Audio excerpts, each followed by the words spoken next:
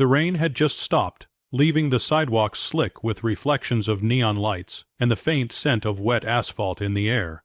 People hurried past, clutching umbrellas, adjusting coats, moving quickly to escape the lingering chill. No one stopped, no one looked down, but there she was. A frail girl sat on the corner, her small frame almost swallowed by an oversized hoodie. Her hair, once thick and long, now fell in uneven strands, evidence of the battles she was silently fighting.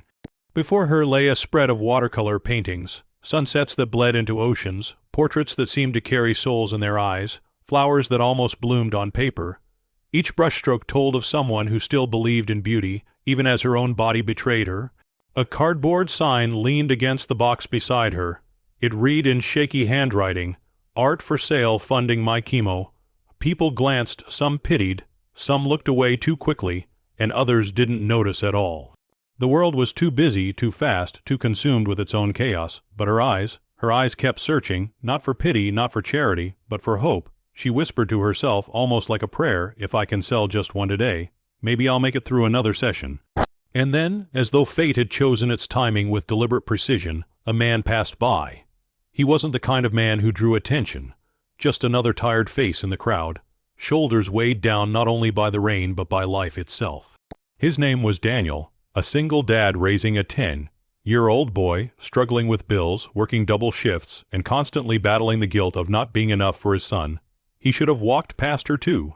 He had his own worries, his own storms, but something made him stop.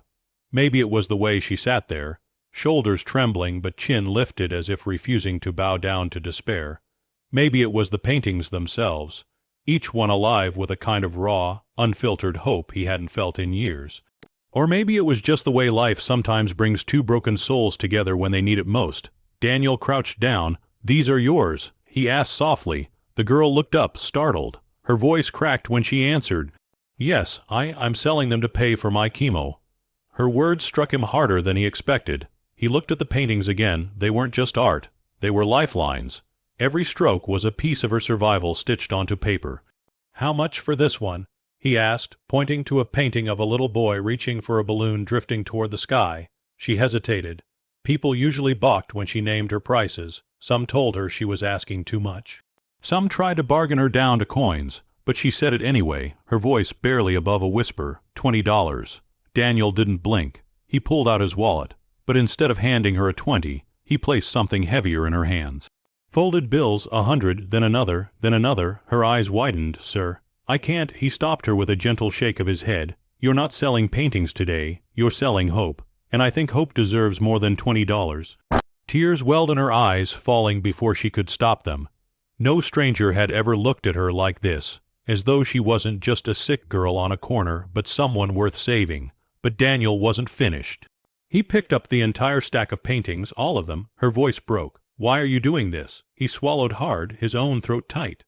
"Because a long time ago, when I thought I had nothing left, someone did the unthinkable for me, and I promised myself that if I ever got the chance, I'd pass it on." For a moment, the world slowed. The sounds of traffic, footsteps, and conversations blurred away. All that remained was a man who had very little, giving everything he could, and a girl who had almost nothing left, receiving more than she ever dreamed. The twist came later. Daniel didn't just take the paintings home. That night he showed them to his son, Jacob. The boy was quiet at first, staring at the colors, the raw emotion in each piece, and then he asked, "Dad, can we help her more, maybe sell these online? People need to see them." It was an idea Daniel hadn't even considered. Together, they uploaded pictures of every painting, sharing her story. Within days, messages began flooding in, orders, donations, notes from strangers moved by her courage. What started as one man's kindness became a ripple, a wave that spread far beyond that rainy corner. By the end of the month, her treatments were no longer a question of if, but when. And Daniel, for the first time in years, he didn't feel like a man barely surviving. He felt like a man living with purpose. On the day the girl walked into her hospital for her next round of chemo, clutching the hand of a boy who now called her friend, and the arm of a father who refused to let her fight alone, she realized something powerful.